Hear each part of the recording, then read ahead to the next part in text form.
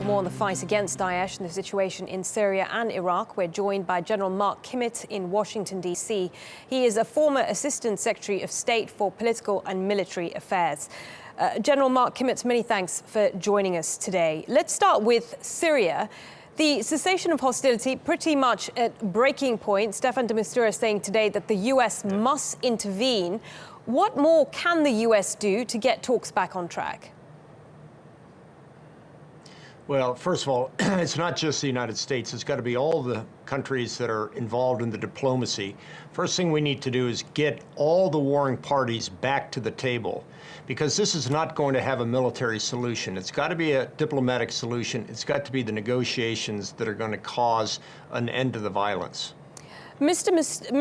de Mistura says the legacies of both President Barack Obama and President Vladimir Putin are linked to the success of the peace process in Syria. How true do you think that is to President Obama? Because he's been criticized many times for not doing enough when it comes to Syria.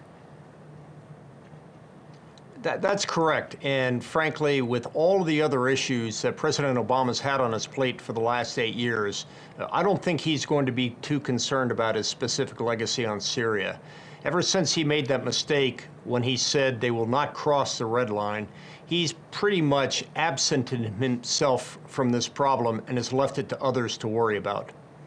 Well, exactly. I mean, he's recently deployed over 200 new military personnel to Syria. I believe they've just arrived. What do you make of the timing of this move? This move was made at the request of the military. The military has been considering this for quite some time. They are concerned about the status of the Arab rebel forces. They're very happy with the condition of the Kurdish rebel forces. But it was clear that if there is going to be any pressure on Daesh, it's got to come from both the Kurds and the Arab rebel forces, and the Arab rebel forces have not been up to the task. So the 250 special forces will be in the advise, assist role to get them up to snuff so they can confront Daesh inside of Syria. And do you think Daesh can be beaten militarily? I do. I believe that core Daesh, that which is emanated out of Raqqa, can one day be defeated. However, I'm worried that this cancer has spread to the Sinai, to Brussels, to the shoot down of the Russian aircraft to Paris, and we're probably going to see Daesh or Daesh sympathizers around the world, such as we did in San Bernardino. Taking out the caliphate is the first step. But to your specific question, Daesh is going to be here for quite some time. Okay, let's turn to Iraq.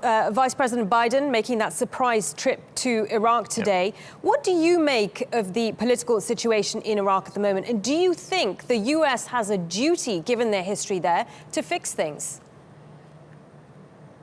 I do, to your latter point. I just came back from Iraq a week ago, and I've been watching this political stalemate for quite some time. I don't think it's as dire as people would suggest. In fact, in most countries in that region, they don't even have a democratic process where this kind of debate can happen.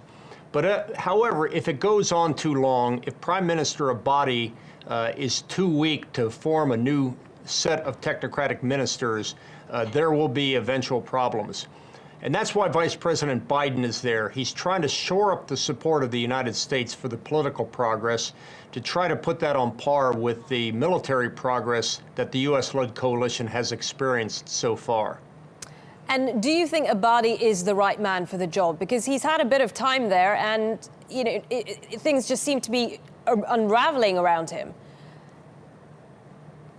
I don't necessarily agree with that. In fact, the weakness of Abadi may be the best thing we could have. We've seen what a strong, almost dictatorial leader such as Prime Minister Maliki will bring you. In fact, rather than dictate the solutions, what we're seeing with Prime Minister Abadi is that, in fact, he's trying to negotiate the balance between the parties, between the sects. Does he need help? Absolutely. Will the government fall? We'll see, but I'm surprised that there, number one, hasn't been any progress to this point in the formation of the new ministers. But number two, I'm also happy that this has not led to a fall in the government. Okay, General Mark Kimmitt, many thanks for your time today.